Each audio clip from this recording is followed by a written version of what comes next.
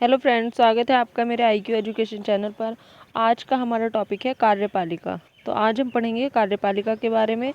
और कार्यपालिका में जो पढ़ेंगे हम राष्ट्रपति महोदय जी के बारे में पढ़ेंगे। तो कार्यपालिका में पहले हम थोड़ी सी बेसिक जानकारी जो है कार्यपालिका की वो देख लेते हैं, फिर हम पढ़ेंगे राष्ट्रपति जी के बारे में।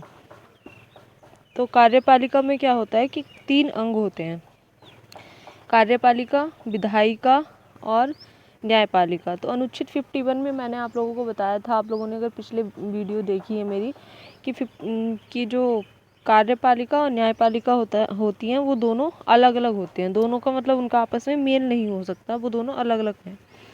तो उनका मेल क्यों नहीं हो सकता? क्योंकि अगर उन दोनों का आपस में मेल हो गया तो वो लोकतंत्र के लिए घातक साबित होगा। तो इसलिए कार्यपालिका और न्यायपालिका दोनों का पृथक्करण हो रहता है, दोनों अलग अलग रहते हैं। तो अब विधायिका क्या होती है? विधायिका होती है जो विधि बनाती है। विधि मतलब बिल, विधि का मतलब होता है बिल से। तो बिल बनाने का काम किसका होता है? बिल बनाने का काम होता है विधायिका का, और उसको लागू करने का काम होता है कार्यपालिका का। और उसका अगर कोई उल्लंघन करता है तो उसके उल्लंघन को देखने का काम होता है न्यायपालिका का। तो आप लोगों को आई होप कि कार्यपालिका, न्यायपालिका और विधायिका की जो पॉइंट्स हैं ये आपको क्लियर हो गए होंगे। तो कार्यपालिका में 2 तरह की सरकार होती है, एक संघ की कार्यपालिका होती है, एक राज्य की कार्यपालिका होती है। तो संघ की कार्यपालिका के बारे में आज हम राष्ट्रपति महोदय जी को देखेंगे, और राज्य की कार्यपालिका हम इससे नेक्स्ट वीडियो में पढ़ेंगे। तो इसमें राष्ट्रपति महोदय जी का जो पद का वर्णन है वो अनुच्छेद 52 से 61 तक दिया गया है। और 52 से 61 तक के अनुच्छेद में राष्ट्रपति महोदय के निर्वाचन की रीति, शक्ति, पदावधि, पुनः निर्वाचन, ये सब, महाभियोग, योग्यता, शपथ, ये सब इसके बारे में हम पढ़ेंगे। तो सबसे पहले हम पद देख लेते हैं। पद में कहा गया है 52 में कि राष्ट्रपति महोदय का एक पद होगा और वो भारत के प्रथम नागरिक होंगे, और कार्यपालिका के जो हेड होंगे वो राष्ट्रपति महोदय होंगे।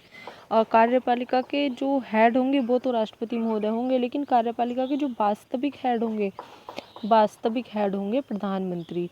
तो वास्तविक शब्द अगर लिख के आ जाए पेपर में, क्वेश्चन में, तो उसके हेड होंगे प्रधानमंत्री। और कार्यपालिका के हेड अगर पूछा जाए तो उसके हेड होंगे राष्ट्रपति महोदय। तो इसमें ये पद में आई होप कि आप लोगों को समझ आ गया होगा। और अब पढ़ेंगे कार्य एवं शक्ति। कार्य एवं शक्ति इससे नेक्स्ट वीडियो में आगे पढ़ेंगे। पहले हम देख लेते हैं निर्वाचन की रीति। निर्वाचन की रीति दिया गया है अनुच्छेद 54 में। तो निर्वाचन में कहा गया है कि अनुच्छेद 54 में कि लोकसभा और राज्यसभा के जो मेंबर होंगे, सांसद और विधायक, वो इसमें वोट करेंगे राष्ट्रपति महोदय जी के निर्वाचन की रीति में, निर्वाचन में। और जो विधानसभा के निर्वाचित सदस्य होंगे वो वोट करेंगे, और जो दिल्ली पुदुचेरी के विधानसभा के सदस्य होंगे वो वोट देंगे राष्ट्रपति महोदय के निर्वाचन में। तो दिल्ली पुदुचेरी के विधानसभा के सदस्य से मतलब है कि जो दिल्ली पुदुचेरी केंद्र शासित प्रदेश हैं उसके विधानसभा के जो सदस्य हैं वो इसमें वोट देंगे राष्ट्रपति महोदय जी के निर्वाचन में। और विधानसभा के निर्वाचित सदस्य वोट देंगे, और लोकसभा और राज्यसभा के निर्वाचित सदस्य वोट देंगे, तब इनका निर्वाचन होगा। और जो वोट नहीं देंगे वो कौन नहीं देंगे? विधान परिषद जो है वो वोट नहीं करेगी इसमें, और विधान परिषद 7 राज्यों में ही है। ठीक है, तो आई होप कि आप लोगों को ये समझ आ रहा होगा।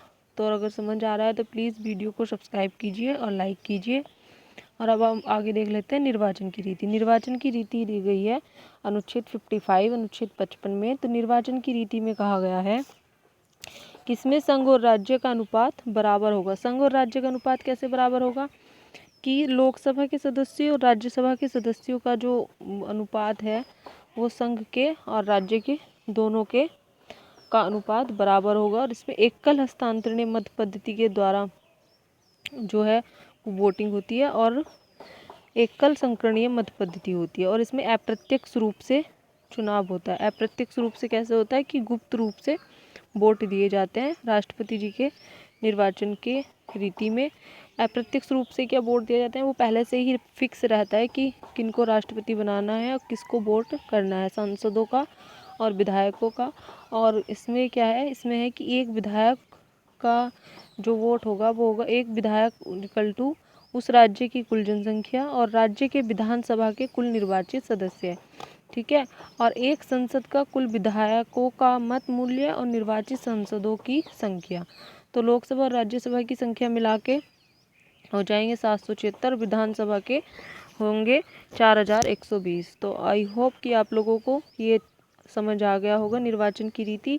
और अगर निर्वाचन की रीति आप लोगों को समझ आ गया है तो प्लीज़ वीडियो को लाइक कीजिए, सब्सक्राइब कीजिए और कमेंट कीजिए। और इससे जो नेक्स्ट आगे के अनुच्छेद रह गए हैं 55 से आगे के 56, 57, 58, 60 और 61, ये अनुच्छेद बहुत अच्छे से मैं आपको इससे नेक्स्ट वीडियो में पढ़ाऊँगी, क्योंकि वीडियो बहुत लेंथी हो जाता है अगर मैं इन अनुच्छेद को भी इस वीडियो में कवर करती तो इससे नेक्स्ट वीडियो में हम पढ़ेंगे 55 से लेके 55 तो आज हमने पढ़ लिया, 56 से और 61 तक के अनुच्छेद के बारे में और राष्ट्रपति महोदय जी के शक्ति और कार्यों के बारे में। तो आई होप कि आप लोगों को ये वीडियो अच्छे से समझ आया होगा। और अगर समझ आया है तो प्लीज़ वीडियो को सब्सक्राइब करें, लाइक करें और कमेंट्स करें। और इस तरह की वीडियो को देख पाने के लिए IQ एजुकेशन के साथ जुड़े रहें।